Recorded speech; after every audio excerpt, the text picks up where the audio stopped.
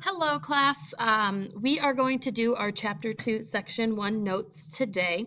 I am not there to give them to you, so we're going to do them this way. You should have received a packet, and you'll notice that on that packet, you're going to have most of the information for the notes, but you're going to have to fill in some as we go.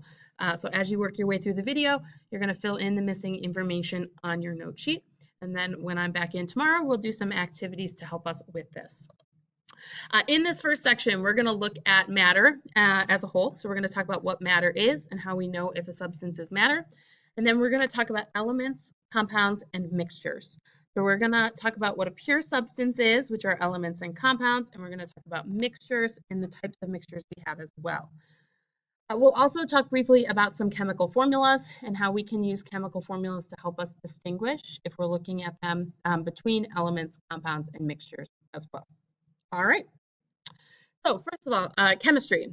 Everything we're going to talk about until at least February is chemistry. Chemistry, by definition, is the study of matter and how it changes. So the only way we can study matter is if we understand what it is. So when we have the question, what is matter? Matter is going to be anything that has mass and has volume or takes up space. So when we're looking around the room or around at objects around us, if it's something we can put on the balance and find a mass, or if it's something that clearly has a volume, that would fall under matter. So here's our first question here, sunlight. Would sunlight be matter or not? Well, sunlight doesn't have mass or take up space. The sun would, but the light itself would just be energy. And energy is going to be something completely different than matter. We can't have a mass for an energy and we don't have any volume.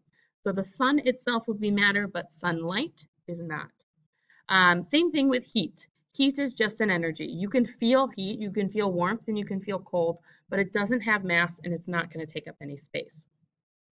Air, on the other hand, even though we can't really see the air around us, air has mass and it takes up space. It takes up all the space that we have. And if we were able to collect all the air, we could find its mass and find that it does have mass as well. So air is matter. Clouds, clouds are matter, excuse me. Clouds are a little easier to see. We can see they definitely have volume. And if we were again able to put it on a balance, we'd see they have mass as well. This flow chart gives us a brief overview of what we're going to be learning in this first part of the chapter. We want to take that term matter and we're going to break it down into two big categories. It's either pure substance or it's a mixture. And then we can break those categories down even further. If we have a pure substance, it's going to fall into the category of either an element, which means that it has to be on the periodic table. So if you look in the side of the room, there's a periodic table of elements. Anything that's an element has to be up there. Or it's going to fall into the category of compounds, which is just elements that have been combined together. The other category for matter was mixtures, and then we'll see we have both homogeneous and heterogeneous mixtures. All right, compounds and mixtures. Compounds are two or more elements that are chemically combined together, which means they are fused or stuck together. And when those compounds are chemically combined together, we're going to form completely new and different substances. So none of our original properties are left behind once those two or more elements combine together. In a mixture, we're going to take two or more substances. Those substances could be elements or compounds, and we're going to physically combine them together. Basically, we're just going to stir them together. And since they're just stirred together, that means we can separate them without having to make or break any chemical bonds. Instead, we can just pull them apart. Sometimes we have to use fancier techniques to separate mixtures, but usually it's just pretty easy and you can just take them physically, remove them from each other. So we have four examples here of compounds and mixtures. Salt water is a mixture. It's a mixture of salt and water. You would take the salt, stir it into the water. It might look like the salt disappears, but it's there just hanging out within the water. No chemical bonds are made or broken in that process. Pure water, just plain old H2O, nothing else. Pure water is a compound, H2O. The hydrogens and the oxygen are chemically combined together. You might not know what ammonia is, but here we have the chemical formula for ammonia. And we see it's got a capital N, which is nitrogen, and a capital H, which is hydrogen. And we see that they're stuck together in this written formula, which means that they're stuck together in real life as well. If they're stuck together, that means chemically combined. Ammonia is a compound. Last but not least, cinnamon sugar. That's a pretty easy one for us to understand that it is a mixture. You can clearly see the cinnamon from the sugar in that mixture. So it's easy to tell that we don't have a compound in that case. Compounds. When we form compounds, the compound we get is very unique and different from the elements that it contains. So for example, water. Water is 2 hydrogens and an oxygen atom chemically combined. Hydrogen is a clear, odorless, flammable gas. Oxygen is a clear, odorless, flammable gas. And when we combine them together chemically, we get water. Still clear, still odorless, but now it's a liquid. And it's actually a liquid we use to put out those flammable fires and explosions that happen from hydrogen and oxygen gas. So we have some new and different properties there from the elements that contain it. Table salt has some crazy elements that make it up. It's made up of sodium and chlorine. Sodium is a solid metal, and it reacts really violently with water, like explosive violently. Chlorine is a green gas. That green gas, if you were to breathe it in, will kill you. So we are taking 2 very dangerous, explosive, and toxic chemicals, combining them together chemically and getting table salt. Table salt, which we eat every day on the food that we eat, when we actually need a little bit of table salt in our diet every day. Now, our atoms, our elements from the periodic table, can combine together to form millions of different molecules. And we use chemical formulas to help represent the chemicals and compounds and molecules that we have. Chemical formulas show us 2 big things. They show us the elements that make up the compound and how many atoms of each element we have. So here's an example of caffeine. Caffeine has the chemical formula C8H10N4O2. C stands for carbon, H for hydrogen, N for oxygen, and N for nitrogen, and O for oxygen. The subscripts are the little numbers that come after the letters that tells us how many of each atom. So that means we have 8 carbons, 10 hydrogens, 4 nitrogens, and 2 oxygens in this compound. Here it is all bonded together. We can also place large numbers in front of our molecule, in front of the formula, and that just tells us how many of that molecule we have. So if instead of just having a picture of 1 caffeine here, I had 2 of them, then I would put a big 2 coefficient in front of that caffeine molecule, and that would tell me I have 2 of them and 2 of everything inside. All right, so let's do a quick learning check. We want to figure out how many of each atom we have. So here I have carbon. If I want to figure out how many carbons I have, I'm going to take the 8 atoms that come after it, and I'm going to multiply it by the 3 that comes in front. I'm going to see I have 24 total carbons, 10 times 3, 30 total hydrogens, 4 times 3, 12 total nitrogens, and 2 times 3, 6 oxygens. We do that same thing here with H2O. Multiply that coefficient, the big number, all the way through. That gives us 4 hydrogens and 2 oxygens. And then down here, this last one, which is sucrose, we see that there's no number in front, which just means 1. So that means I'm going to have 6 carbons, 12 hydrogens, and 6 oxygens. Again, our subscripts, the tiny little numbers, tell us how many of each element we have in one compound. The coefficient are the big numbers that come in front, like the 2 on the H2O. And if I want to get the total number, I'm going to multiply the 2 numbers together, my coefficient times my subscript, and that gives me my total amount.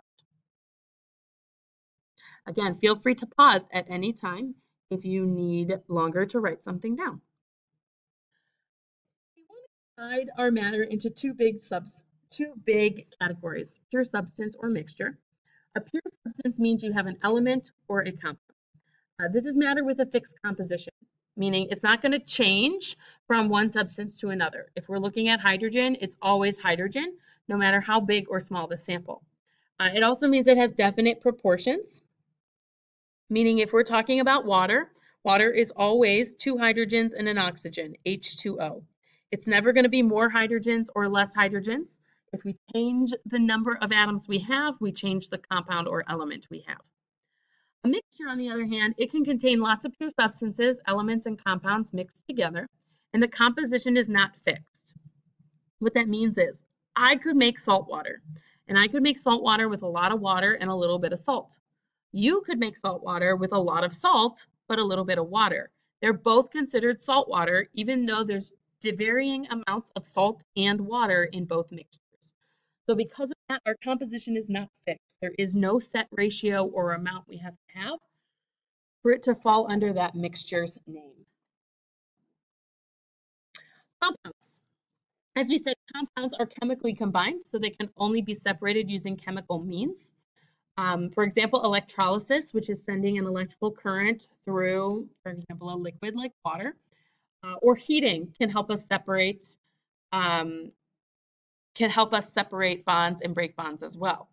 Mixtures, since they are physically combined, can be separated using physical methods. We could use a magnet to pull a metal out of a mixture. We could, if we have a mixture that has styrofoam in it, put it in water and let the styrofoam float. We can also use evaporation. So if it's salt water, where they're mixed together in liquid form, we could evaporate off all the water and leave the salt behind. We classify mixtures by how thoroughly the substance mix. So the first type of mixture we have is a homogeneous mixture. A homogeneous mixture is still a mixture, but it looks like one substance. So an example like that would be brass down here. Brass is a mixture of two different metals, just like steel is. It looks like one substance, but it is a mixture because it's multiple mixtures of elements, multiple mixtures of metals together. Another example of a homogeneous mixture would be salt water. It looks just like one substance, but it's actually made up of salt and water. Heterogeneous mixtures are the easiest thing for us to identify. They look different. Okay? In this rock here, you see all the different little pieces of rock. In Moose Tracks ice cream, you see the chocolate swirl and the peanut butter pieces. You see all of the different parts of it. A heterogeneous mixture would be like a salad, where you see the lettuce and the tomato and the crouton and the cheese and so on. Very, very easy to distinguish and identify. So we want to decide, do we have a pure substance or a mixture? What pure substance do we have and what kind of mixture do we have? So for something to be a pure substance, it needs to be made up of just one thing. So copper is a pure substance. It's made up of one thing, and it's actually an element. You can find copper on the periodic table. It is element number 29. Here we have NaCl, which is table salt. Notice we have Na and Cl. That's two elements there combined together with no spaces between them. That means they're chemically bonded, which means we have a compound, which is a pure substance. Grape juice. It looks like one thing, but it's made of water and sugars and colorings and lots of different things inside. So it is a mixture, but it's a mixture that looks the same. It's a homogeneous mixture. Pure water. There's a key word here, pure. Pure water tells us that we just have H2O, which is a pure substance and a compound. Tap water, the key word there is tap water. Tap water contains lots of different elements and minerals. So tap water is going to be a mixture, but it's going to be homogeneous because it looks like one thing. Caffeine, we already looked at what a caffeine molecule looks like. Lots of symbols and numbers, no spaces. It's made up of one substance. It's a pure substance compound.